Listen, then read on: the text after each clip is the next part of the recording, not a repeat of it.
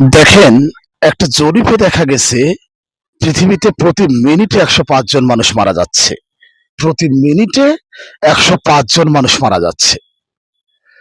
একটা জরিপে এমনটা দেখা গেছে যে পৃথিবীতে প্রতি মিনিটে ১০৫ জন মানুষ মারা যাচ্ছে।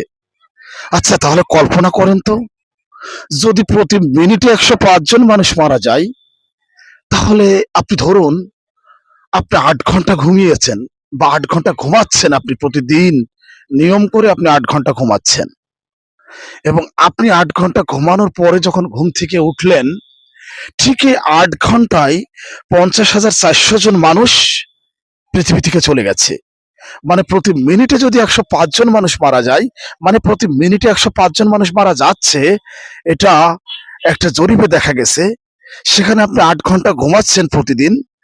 যদি ৮ ঘন্টা ঘুমিয়ে ওঠেন আপনি, ঠিক সেই মুহূর্তে ৫০,৪০০ জন মানুষ পৃথিবী থেকে চলে গেছে। অর্থাৎ আপনি যখন ৮ ঘন্টা ঘুমিয়ে উঠলেন, আপনি ঘুম থেকে উঠেছেন ঠিক ৮ ঘন্টা ঘুমিয়ে। ঠিক এই ৮ ঘন্টার মধ্যে ৫০,৪০০ জন মানুষ পৃথিবী থেকে নেই হয়ে গেছে, অর্থাৎ মারা গেছে। তাহলে আপনি এর পরেও ঘুম থেকে উঠে এভাবে কিভাবে বলেন, আমার এটা নেই, ওটা নেই, গাড়ি নেই, বাড়ি নেই, টাকা নেই, পয়সা নেই। মানে এত কিসের আফসোস আপনার? আমি তো আপনাকে বললাম যে প্রতি মিনিটে ১০৫ জন মানুষ মারা যাচ্ছে পৃথিবীতে।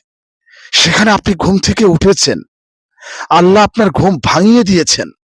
পৃথিবীতে আপনি বেঁচে আছেন। এ কারণেই তো আপনার শুকরিয়া আদায় করা উচিত। কি তাই না?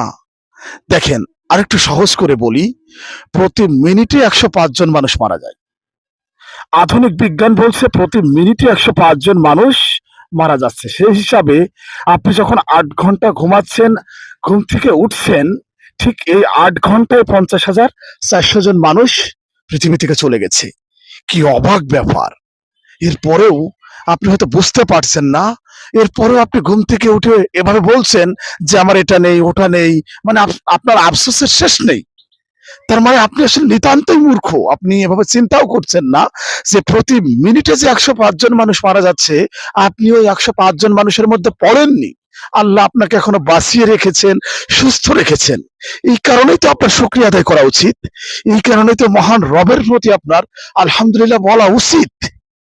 দেখেন, আমি আপনাকে ঠিক ওই তথ্যটা উপস্থাপন করেছি যে প্রতি মিনিটে ১০৫ জন মানুষ মারা যাচ্ছে।